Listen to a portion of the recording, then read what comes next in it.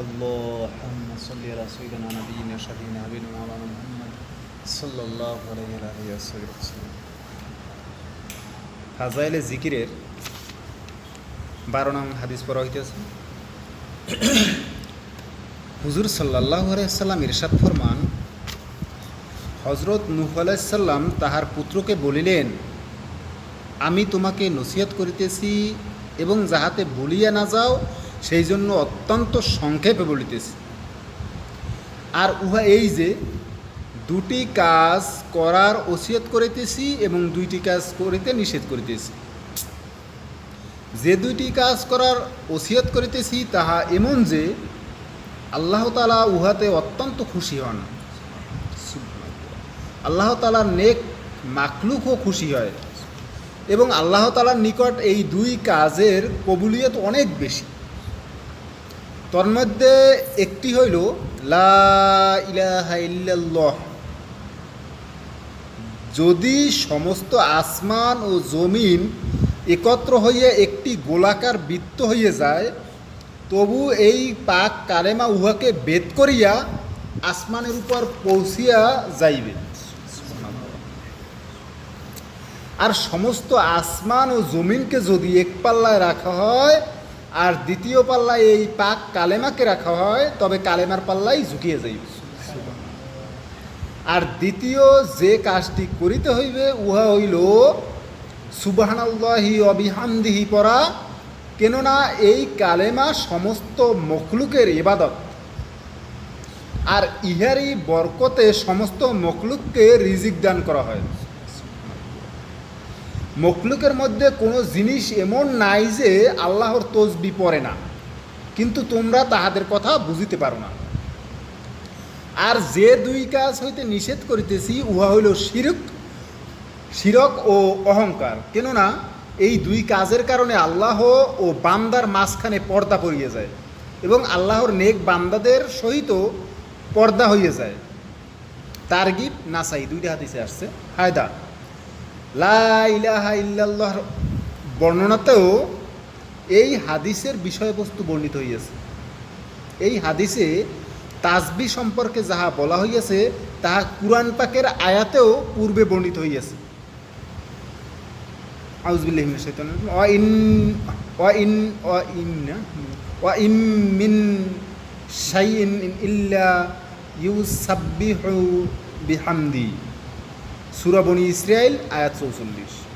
নবী করিম সাল্লাল্লাহু আলাইহি সাল্লামের ইরশাদ অনেক হাদিসে বর্ণিত হইয়াছে যে শবে মেরাজে হুজুর সাল্লাল্লাহু আলাইহি সাল্লাম স্বয়ং আসমান সমূহের তসবিহ পড়া শুনিয়েছেন। একবার হুজুর সাল্লাল্লাহু আলাইহি সাল্লাম এমন কিছু লোকের নিকট গমন করিলেন যাহারা নিজেদের ঘোড়া ও উটের উপর দাঁড়াইয়াছিল।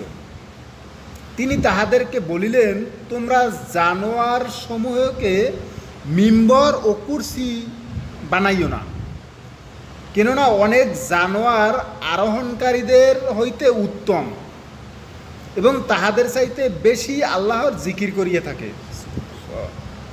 হযরত ইবনে আব্বাস রাদিয়াল্লাহু তাআলা আনহু বলেন, ক্ষেতের ফসলও আল্লাহর জিকির করে এবং ক্ষেতের মালিক উহার সওয়াব লাভ করে। সুবহানাল্লাহ।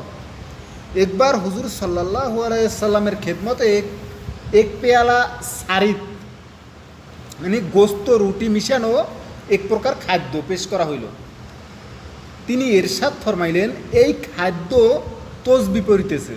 কেহ আরজ করিল, আপনি উহার তসবিহ বুঝিতেছেন? হুজুর সাল্লাল্লাহু আলাইহি সাল্লাম ফরমাইলেন, বুঝিতেছি। অতঃপর তিনি এক ব্যক্তিকে আদেশ করিলেন, ইহা অমুকের নিকট নিয়ে যাও। তাহার নিকট নেওয়া হইলে সে উহার তসবিহ শুনিতে পাইল। অতঃপর তৃতীয় এক ব্যক্তির নিকট এই রূপ করা হইল, সেও শুনিতে পাইল। কেহ দরখাস্ত করিল, মজলিসের সকলকেই শুনানো হোক। হুজুর সাল্লাল্লাহু আলাইহি সাল্লাম ইরশাদ ফরমাইলেন, ইহাদের মধ্যে হইতে কেহ যদি শুনিতে না পায় তবে লোকেরা তাহাকে গুনাহগার মনে করিবে।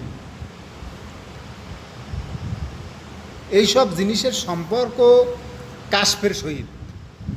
আর নবীগণের তো কাশফ অন্তর্দৃষ্টি পুরোপুরি হাসিল ছিল।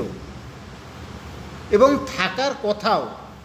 সাহাবা একরামেরও অনেক সময় হুজুর সাল্লাল্লাহু আলাইহি সাল্লামের সোহবাতের বরকতে ও সান্নিধ্যর নূরের বদৌলতে কাশফ হাসিল হইত। শত শত ঘটনা ইহার সাক্ষী রহিয়াছে। সুফিগণেরও বেশিরভাগ ক্ষেত্রে অধিক মোজাহাদার কারণে কাশফ হাসিল হয়, ফলে তাহারা প্রাণী ও নিষ্প্রাণ বস্তুর তাসবি তাহাদের ভাষা ও কথাবার্তা বুঝিতে পারে না। কিন্তু মুহাক্কিক শায়েখগণের মতে ইহা কামেল হওয়ার দলিল নয় এবং আল্লাহর নৈকট্য লাভেরও কারণ নয়, কেননা যে কোনো লোক মোজাহেদা করিয়া ইহা হাসিল করিতে পারে, চাই সে ব্যক্তির আল্লাহ তাআলার নৈকট্য হাসিল হোক বা না হোক। কাজী মুহাক্কিকগণ এই বিষয়টিকে গুরুত্বপূর্ণ বিষয় মনে করেন না, বরং এই হিসাবে তাহারা ইহাকে ক্ষতিকর মনে করেন যে প্রাথমিক দরজার সাধক যখন ইহাতে লাগিয়ে যায় তখন দুনিয়া পরিভ্রমণের এক আগ্রহ জন্মিয়া তার উন্নতির জন্য বাধা হয়ে যায়। হযরত মাওলানা খলিল আহমদ রহমতুল্লাহ এর কোনো এক খাদেম সম্পর্কে আমার জানা আছে। যখন তাহার কাশফের অবস্থা শুরু হইতে লাগিল তখন হজরত অত্যন্ত গুরুত্ব সহকারে কিছুদিনের জন্য তাহার জিকির আজকার বন্ধ করিয়ে দিয়েছিলেন, যাহাতে এই অবস্থার উন্নতি হইতে না পারে। ইহা ছাড়া কাশফ দ্বারা অন্যের গুনাহসমূহ প্রকাশিত হইয়া অন্তর কলুষিত হওয়ার কারণ হয়, বিদায় এই সকল বুজুর্গগণ ইহা হইতে বাঁচিয়ে থাকিতে চান। আল্লামা